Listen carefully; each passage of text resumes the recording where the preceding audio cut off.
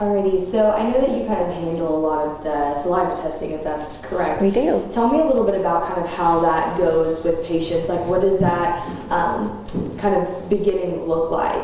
Okay, so obviously it's Dental Care Awareness Month, and it's an exciting time to remind patients how important dental care and oral health care is.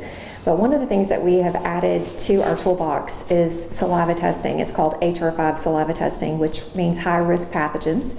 So there are 5 specific bacteria. Each one of those puts you at a higher risk for cancers, for Alzheimer's, dementia, heart disease, stroke.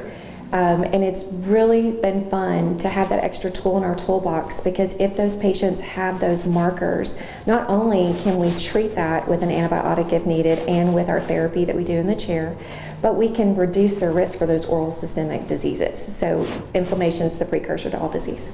Yeah, for sure. So is it just kind of like a mouth swab? They actually just spit into a little tube, to be really blunt about it. They fill up a tube maybe this much. We send it off to an oral path lab. We have those results back in about 5 to 6 days. And then it literally lays out the viral load of each bacteria that are present, or if there's none present, we know. And by then we can customize the patient's treatment plan if they need an antibiotic or not an antibiotic, and then how we're going to do their gum therapy. And we're getting really great results. So it's exciting. Yeah, for sure. You're talking a little bit about the treatment stuff. I know it's kind of customized to each and every patient and kind of what their bacteria kind of looks like. But talk about like kind of those antibiotics, kind of those therapies, and kind of what that might look like in the chair. So what we explain to our patients, that scale-resistant bacteria means that if I can see visible inflammation in the mouth and I am scaling and treating it, which in the dental world we call that scaling and root planing, I could be scaling around bacteria that is scale resistant, and I think I'm getting the patient healthy, and then they come back and they're okay, but then another 3 months they're a mess again. But the antibiotic can go in and pick up whatever pathogen is there. I'll know specifically what antibiotic to recommend, and we're changing the course of this inflammation. We're getting it knocked down. They're getting better health reports at their regular checkups with their doctor, so it's a total win. Yeah, for sure. Why do you think it's so important to for people to kind of know this is a thing? Like, to be honest, I didn't know it was a thing until yesterday when I was talking on the phone. So now that we have this kind of new-found, almost kind of technology to figure out this, why do you think it's so important for people to know about it and kind of act on it? I think it is such a game changer to have a little piece of information that could prevent disease.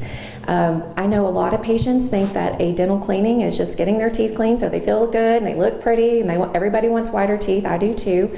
But it's so much more than that, because if we are knocking down inflammation in the mouth, that affects the entire body. That bacteria that's present in the mouth is in your entire bloodstream. So if we can take care of that, we know we're getting you healthier overall. So I think it's really raised awareness of my dental cleaning is not just about my dental cleaning, it's about my total health.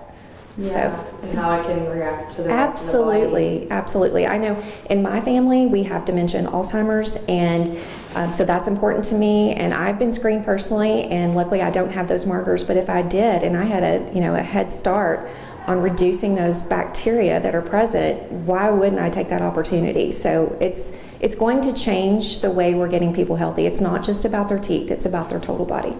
Yeah. Is there anything else that you feel like is really important that I haven't already asked you, or you think you want to expand on? I would just say, patients tend to put off their oral health or their dental health when other things are going on in their life, but it's just as important to be checked for cavities and bacteria that's present in your body, because it's affecting every organ in your body, not just your mouth. Just as it would be if you found out that you had a serious illness, you would not put it off. And so I would just encourage everyone, don't put your oral health off. It's very important.